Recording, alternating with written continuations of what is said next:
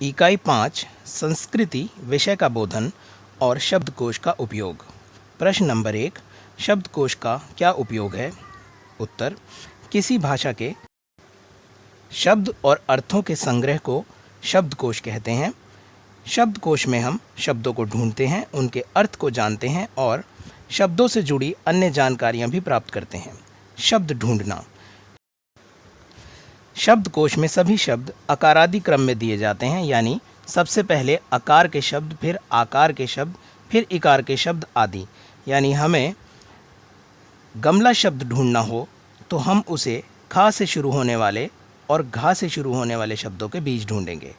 गा अक्षर के शब्द मिल जाने पर गा से शुरू होने वाले सभी शब्दों के अगले अक्षर को देखेंगे। अगला अक्षर का होगा, फिर खा होगा, फिर गा होगा।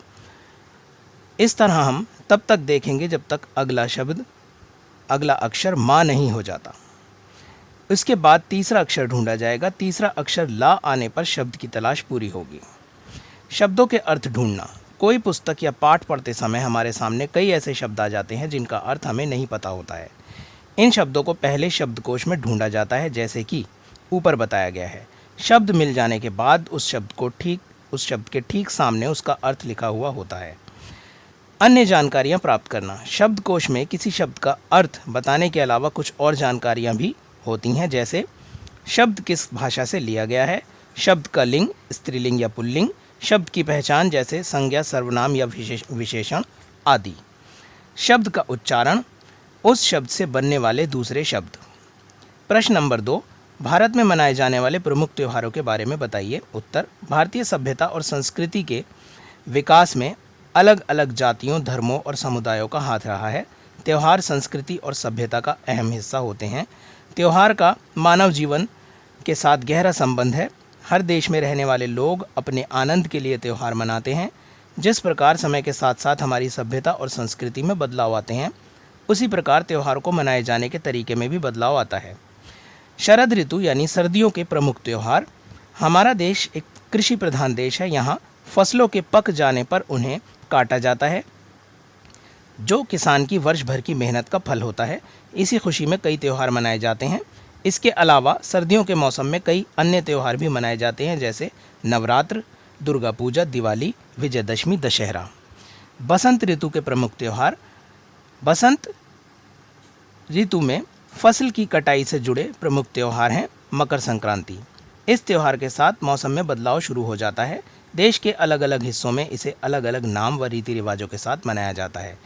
इस मौके पर सूर्य की पूजा की जाती है। कुछ भागों में इसका नाम केवल संक्रांति है, जबकि पंजाब, हरियाणा और हिमाचल प्रदेश में इसे लोहड़ी कहा जाता है। तमिलनाडु में इसे पोंगल के नाम से जाना जाता है। इसके अलावा बसंत ऋतु का सबसे बड़ा त्यौहार है होली, जिसे पूरे देश में एक ही नाम और धूमधाम के साथ मनाया जाता है। इसके अलावा और कई त्यौहार हैं जो किसी ऋतु से नहीं जुड़े हैं, जिनमें कुछ प्रमुख त्यौहार इस प्रकार हैं। जन्माष्टमी श्री कृष्ण के जन्म दिवस के रूप में मनाई जाती है। रामनवमी रामचंद्र जी के जन्म दिवस के रूप में मनाया जाता है। ईद मुसलमानों का प्रमुख त्यौहार 1 महीने के रमज़ानों के बाद मनाई जाती है। ईद उल जुहा बलिदान का प्रतीक मुसलमानों का त्यौहार है। गुरु नानक जयंती सिखों का प्रमुख त्यौहार गुरु नानक देव जी के जन्म दिवस के रूप में मनाया जाता है। क्रिसमस ईसाइयों का प्रमुख त्यौहार ईसा मसीह के जन्म दिवस के रूप में मनाया जाता है। इसके अलावा राष्ट्रीय त्यौहार हैं। स्वतंत्रता दिवस हर साल 15 अगस्त को मनाया जाता है। आज के दिन हमारे देश ने अंग्रेज़ों से लड़कर आज़ादी प्राप्त की थी, जिसकी याद और खुशी में ये दिन मनाया जाता है। दूसरा, गणतंत्र दिवस हर साल 26 जनवरी को मनाया जाता है। आज के दिन यानी 26 जनवरी 1950 को हमारे देश ने अपना खुद का संविधान लागू किया था, जिसकी वर्षगांठ के रूप में इसे मनाया जाता है। और तीसरा है गांधी जयंती। राष्ट्रपिता महात्मा गांधी के जन्म दिवस के रूप में हर साल 2 अक्टूबर को यह त्यौहार मनाया जाता है। इकाई 6 समाज विज्ञान विषय का बोधन और निबंध रचना का परिचय। प्रश्न नंबर 1, भारतीय परिवार शब्द को विस्तार से समझाइए। हम सभी किसी न किसी परिवार का हिस्सा हैं। हम सबका परिवार में स्थान तय है। कोई पिता है, कोई भाई, कोई माँ है तो कोई बहन। सभी की भूमिका और कार्य भी अलग अलग हैं। समाज में कोई भी व्यक्ति ऐसा नहीं है जो किसी परिवार का हिस्सा ना हो। परिवार समाज की अहम इकाई है। परिवारों के बिना समाज का निर्माण नहीं हो सकता है। सवाल यह है कि परिवार का हमारे समाज में इतना महत्व क्यों है? हम देखते हैं कि माता पिता खुद कष्ट झेलते हैं लेकिन अपने बच्चों को सभी सुविधाएं देते हैं। बच्चे भी अपने माता पिता के साथ रहते हैं। इसका अर्थ यह है कि परिवार वह पाठशाला है जो इंसानों में त्याग और दूसरों के लिए जीने की प्रेरणा देता है। परिवार का हर सदस्य अपने परिवार के विकास के बारे में सोचता है। सभी सदस्य एक दूसरे से जुड़े होते हैं। परिवार के सदस्यों में आपसी प्यार और त्याग की भावना होती है। परिवार के प्रकार, पहला प्रकार है संयुक्त परिवार। इस परिवार में परदादा का परिवार, दादा दादी, उनके भाई, उनका परिवार, ताऊ चाचा, उनकी अविवाहित पुत्रियां तथा पिता का परिवार शामिल है। परिवार का मुखिया घर का सबसे बड़ा पुरुष होता है। परदादा की मृत्यु के बाद दादा और उसके बाद पिता परिवार का मुखिया बनता है। संयुक्त परिवार आमतौर पर गाँव में देखने को मिलते हैं। घर में एक ही चूल्हा जलता है। घर का मुख्य पेशा खेती होता है। दूसरा प्रकार है एकल परिवार। संयुक्त परिवार से एकदम उलट एकल परिवार का आकार छोटा होता है। परिवार में माता पिता और उनके बच्चे होते हैं। एकल परिवार का चलन शहरों में ज़्यादा है। एकल परिवार के सदस्य अलग अलग रहते हैं और कभी कभार ही अपने संबंधियों से मिलते हैं। प्रश्न नंबर 2, निबंध लेखन की प्रक्रिया का वर्णन कीजिए। किसी भी निबंध को लिखते समय सबसे पहले उसका शीर्षक तय किया जाता है। निबंध का शीर्षक निबंध के मुख्य विषय के आधार पर दिया जाता है। शीर्षक देने के बाद निबंध में लिखे जाने वाले विचारों को तय किया जाता है। निबंध में प्रकट किए गए विचार तार्किक होने चाहिए, यानी हर विचार के पीछे का कारण स्पष्ट साफ होना चाहिए। इससे पाठक को विचारों के सही होने का पता चलता है। निबंध की शुरुआत हमेशा निबंध के शीर्षक के परिचय के साथ करनी चाहिए। परिचय के बाद निबंध का सार आता है, यानी निबंध के विषय में विस्तार से जानकारी दी जाती है। सभी जानकारियों और सूचनाओं को क्रम से लिखना बेहद ज़रूरी है। निबंध के विषय में अच्छे पॉजिटिव और बुरे नेगेटिव दोनों पहलुओं पर रोशनी डाली जानी चाहिए। निबंध में यदि समस्या का जिक्र है तो उसके उपाय का भी जिक्र होना चाहिए। यहाँ पर छठी इकाई यानी छठा पाठ खत्म हो गया। अब हम आ रहे हैं अपने अगले पाठ पर। इकाई 7, भाषण शैली। प्रश्न नंबर 1, भाषण की शैलीगत विशेषताएं बताइए। उत्तर, लेखन की भाषा, बोलचाल और भाषण की भाषा में फ़र्क होता है। भाषण को आमतौर पर लिखकर बोला जाता है। भाषण यदि लिखा हुआ नहीं है तो वक्ता को बोलते हुए ही वाक्यों को सोचना पड़ता है। भाषण में लिखित पाठ की तरह मुश्किल वाक्य नहीं होते हैं, बल्कि छोटे छोटे और सरल वाक्य होते हैं। भाषण की कुछ विशेषताएं इस प्रकार हैं। पहली, पुनरावृत्ति। भाषण में अपनी बात को स्पष्ट करने के लिए भाषण देने वाला वाक्यों की पुनरावृत्ति करता है, यानी उन्हें बार बार दोहराता है। उदाहरण के लिए, आज का दिन, ये 15 अगस्त का दिन भारतवर्ष के लिए इसलिए भी महत्वपूर्ण है कि इस दिन हमने एक नया पन्ना पलटा। दूसरी विशेषता, वाक्य क्रम। भाषण की भाषा लिखित भाषा की तरह मजबूत और सुगठित नहीं होती है, बल्कि इसमें अव्यवस्थित और सरल वाक्यों का प्रयोग किया जाता है। उदाहरण के लिए, हमारे जो प्रश्न हैं वे बहुत बड़े हैं, लेकिन ऐसा नहीं है जो हिम्मत से काबू नहीं कर सकें। ये वाक्य हिंदी व्याकरण की नज़र से सही नहीं है, लेकिन बोलते समय इस दोष को नज़रअंदाज कर दिया जाता है। उपवाक्य। भाषण में बोले जाने वाले वाक्यों की रचना इस प्रकार की जाती है कि उसके द्वारा कही गई बात पूरी तरह से स्पष्ट हो जाए, सुनने वाला उसकी बात से प्रभावित भी हो जाए। इसके लिए वक्ता सरल उपवाक्यों का प्रयोग करता है। उदाहरण, हमारे कलाकार हैं, लेखक हैं, विचारक हैं, इनकी जिम्मेदारी दूसरी तरह की है। अगली विशेषता, संबोधित करना। भाषण में वक्ता अपने श्रोताओं को सीधे संबोधित करता है। इसका मतलब ये है कि वे एक तरह से सुनने वालों से सीधे बात करता है, इसलिए उसकी भाषा को संबोधन की भाषा कहा जाता है। जैसे वाक्य कुछ इस प्रकार शुरू होते हैं, आप जानते हैं कि, यहाँ पर खड़े होकर, हमारे किसान भाई, मैं यहाँ बता देना चाहता हूँ, आदि। यहाँ पर पहली पुस्तक के सभी पाठ समाप्त हो गए हैं, यानी हमने 7 इकाइयाँ पूरी कर ली हैं। अब हम हैं अपनी दूसरी पुस्तक पर, जिसका नाम है वाचन और विषय का बोधन। इसमें पाठ नंबर 8 से हमारी शुरुआत हो रही है। तो इकाई 8 सामाजिक विज्ञानों की भाषा तथा वर्तनी के कुछ नियम।